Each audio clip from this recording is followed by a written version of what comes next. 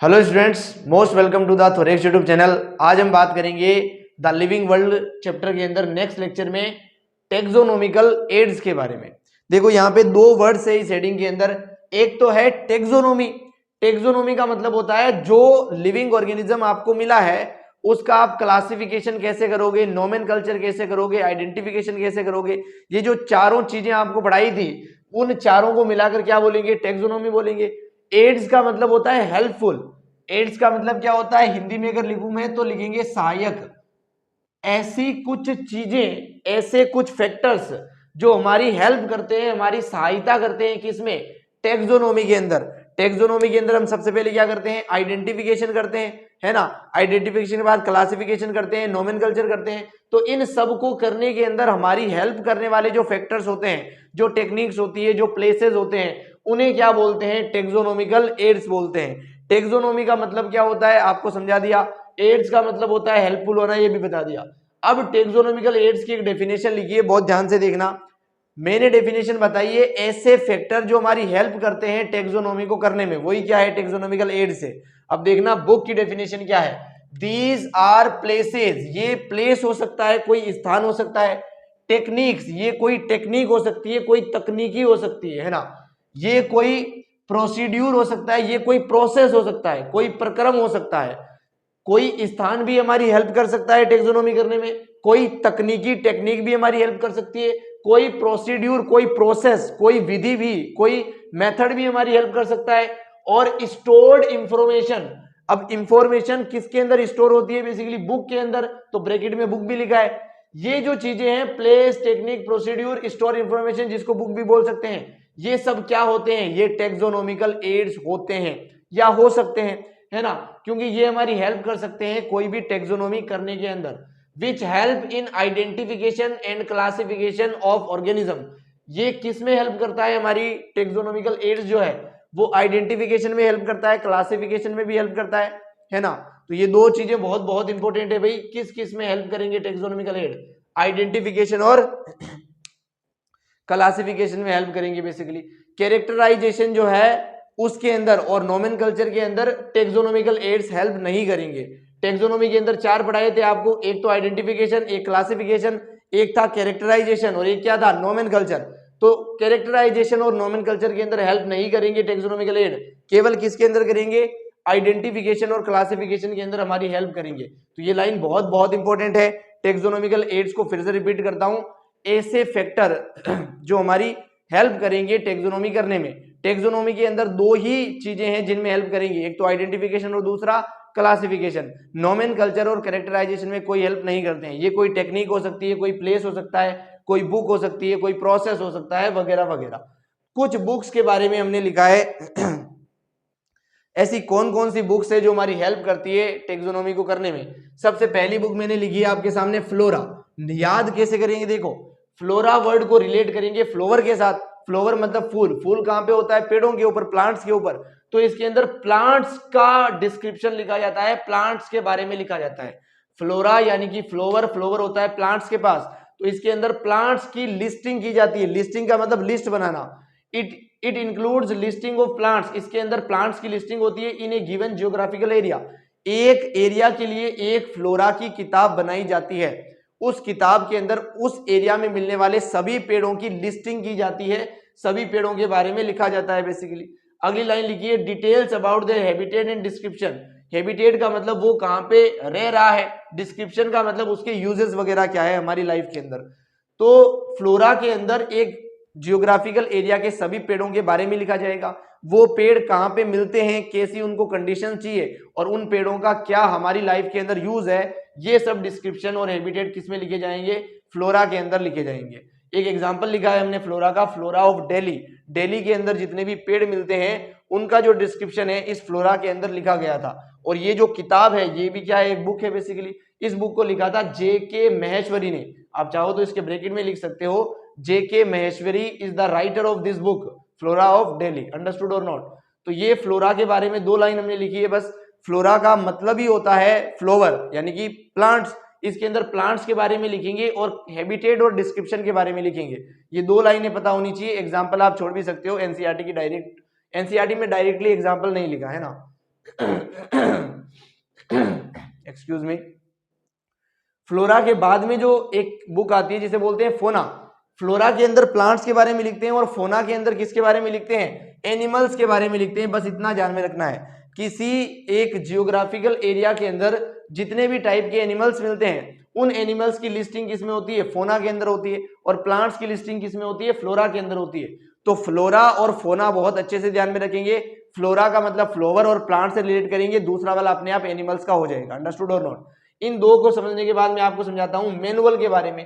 इसके अंदर प्लांट्स की लिस्टिंग होती है बेसिकली। मैनुअल में भी क्या होते हैं, प्लांट्स होते हैं। फ्लोरा में भी प्लांट है, मैनुअल में भी प्लांट है। इसके अंदर डिटेल्ड डिस्क्रिप्शन होता है किसी भी जियोग्राफिकल एरिया का, ये मोर स्पेसिफिक होता है। जैसे मैंने बात की कि फ्लोरा के अंदर क्या लिखेंगे, किसी भी जियोग्राफिकल एरिया के अंदर जितने भी प्लांट्स मिलते हैं उन सब के बारे में लिखेंगे।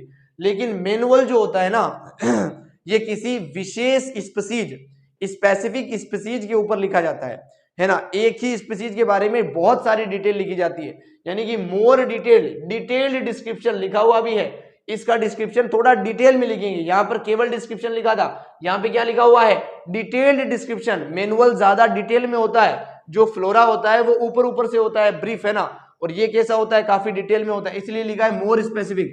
एक ही स्पीसीज की बात करेगा बहुत ही डिटेल में, इसलिए क्या है, मोर स्पेसिफिक है। तो ये दो लाइनें मैनुअल के बारे में है, डिटेल्ड डिस्क्रिप्शन और मोर स्पेसिफिक। वर्ड बहुत इंपॉर्टेंट है, डायरेक्ट वर्ड पे भी सवाल आते हैं।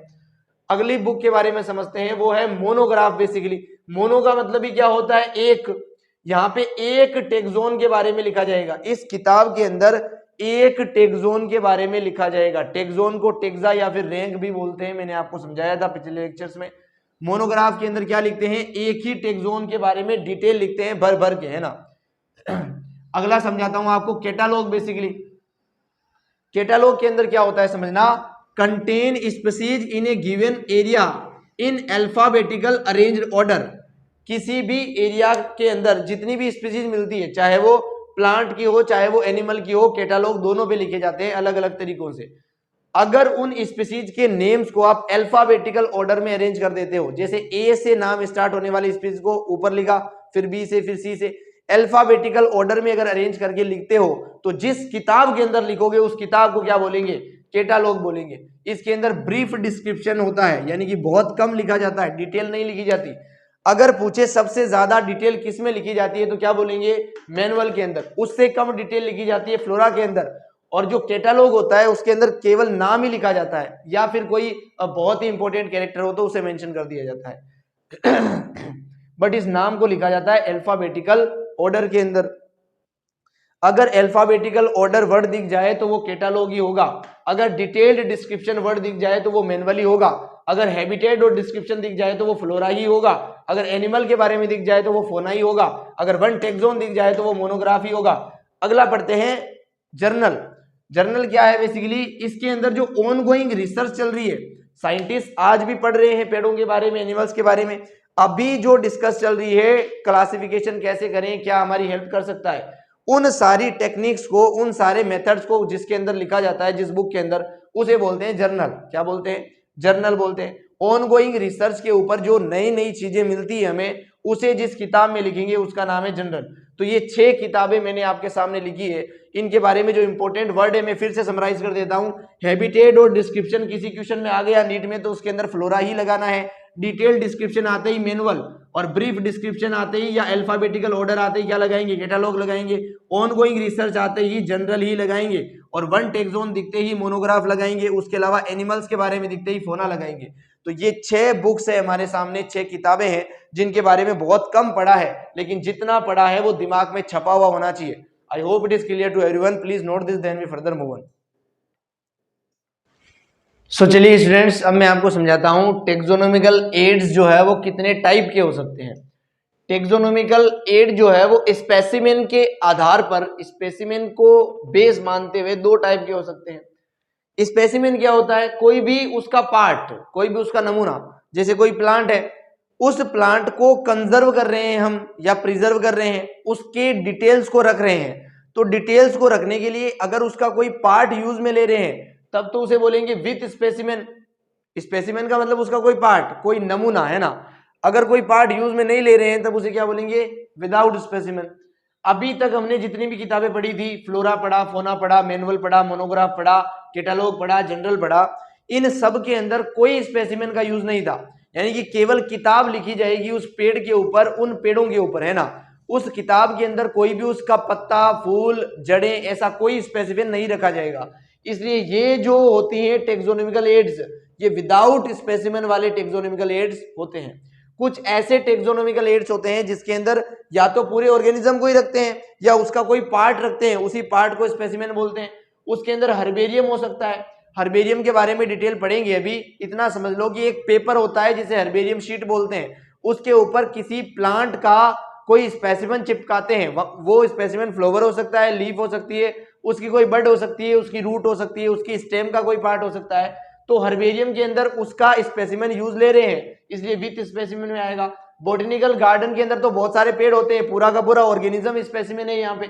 म्यूजियम के अंदर प्लांट्स भी होते हैं, एनिमल्स भी होते हैं, तो वो भी है। जूलॉजिकल पार्क के अंदर पूरे के पूरे एनिमल्स घूमते हैं, लिविंग ऑर्गेनिज्म। तो ये वो टेक्सोनॉमिकल एड्स है जिनके अंदर स्पेसिमेन यूज होता है, और ये वो टेक्सोनॉमिकल एड है जिनके अंदर स्पेसिमेन यूज नहीं होता है। बेसिकली ये एक बेसिस था, स्पेसिमेन के बेसिस पे दो टाइप के टेक्सोनॉमिकल एड हो सकते हैं। उसके अलावा टेक्सोनॉमिकल एड के अंदर कौन सी टेक्निक यूज हो रही है उसके बेसिस पे भी दो टाइप के हो सकते हैं।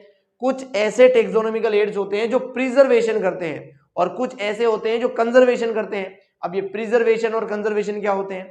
कंजर्वेशन का मतलब होता है लिविंग ऑर्गेनिज्म को कंजर्व करना, उसे बचाना, है ना। जैसे बायोडाइवर्सिटी खत्म हो रही है लगातार, उस बायोडाइवर्सिटी को बचाने को बोलेंगे कंजर्वेशन, क्योंकि वो लिविंग है ना। सभी लिविंग चीज को बचाना होता है कंजर्वेशन, और किसी नॉन लिविंग चीज को खराब होने से बचाना होता है प्रिजर्वेशन।